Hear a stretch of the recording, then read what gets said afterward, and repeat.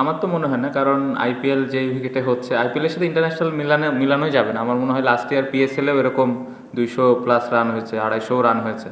But international আমি যতটুকু জানি যে 160 to 175, 180, 200 রান যদি কোনো টিম করে এটা খুব ভালো একটা স্কোর, এবং এটা সচরাচর রেগুলার কিন্তু দেখা যায় না। তো আমার মনে হয় যে ওয়ার্ল্ড কাপে এরকমই রান হবে, এটা আমি এক্সপেক্ট করি 160 থেকে 180-র ভিতরেই থাকবে ভালো উইকেটে।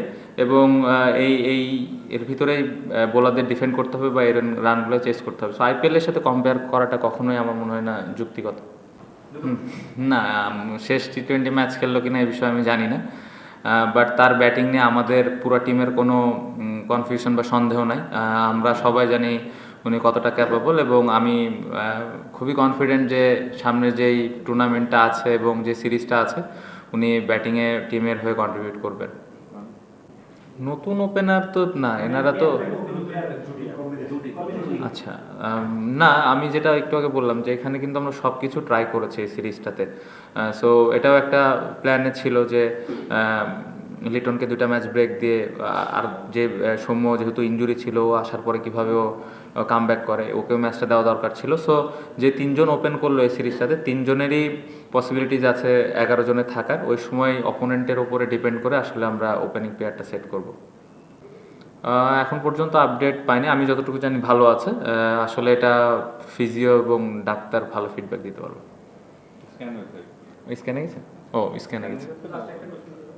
আমার পারফরমেন্স নিয়ে যেটা বলেন যে আমার এক্সপেকটেশন অনুযায়ী এই সিরিজটা হয়নি, বাট আমি আমার যে প্রসেস বা আমি আমার ব্যাটিং নিয়ে আমার স্কিল কীভাবে আমি ডেভেলপ করতে পারি এইগুলো নিয়ে কাজ করছি।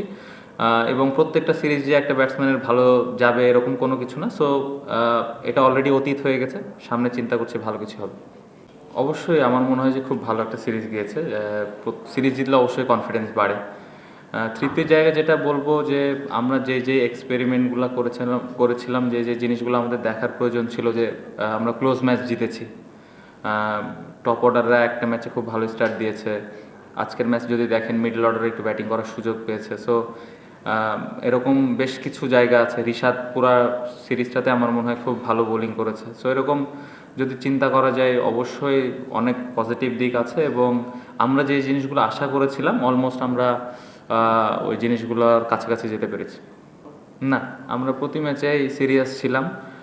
শুরু থেকে আজ পর্যন্ত যে কয়টা ম্যাচ খেললাম প্রত্যেকটা ম্যাচে সিরিয়াস ছিলাম, একটা ম্যাচও হারতে চাইনি, এবং হারাটা দরকার ছিল না। ম্যাচ জিতলে ভালো লাগে। সো আজকে জিততে পারিনি, আমার মনে হয় ক্রেডিট জিম্বাবুয়েকে দিতে হবে, তারা ভালো ক্রিকেট খেলছে। আলাদাভাবে আমি বোলার বা ব্যাটসম্যানকে আলাদা করতেই চাই না, কারণ আমাদের টিমটা এমন প্রত্যেকটা জায়গার কন্ট্রিবিউশন খুব ইম্পর্টেন্ট, বোলিং এবং ব্যাটিং। সো আমি অ্যাজ এ ক্যাপ্টেন হিসেবে চাইবো যে আমার বোলাররা প্রতিদিন টিমের হয়ে ভালো কিছু করুক, পাশাপাশি ব্যাটসম্যানরা যেন তাদের দায়িত্বটা ঠিকমতো পালন করে। সো এখানে আলাদাভাবে বাড়তি কোনো প্রেশার আমি বোলারদের দিতে চাই না, বা বাড়তি কোনো প্রেশার আমি ব্যাটসম্যানদেরও দিতে চাই না।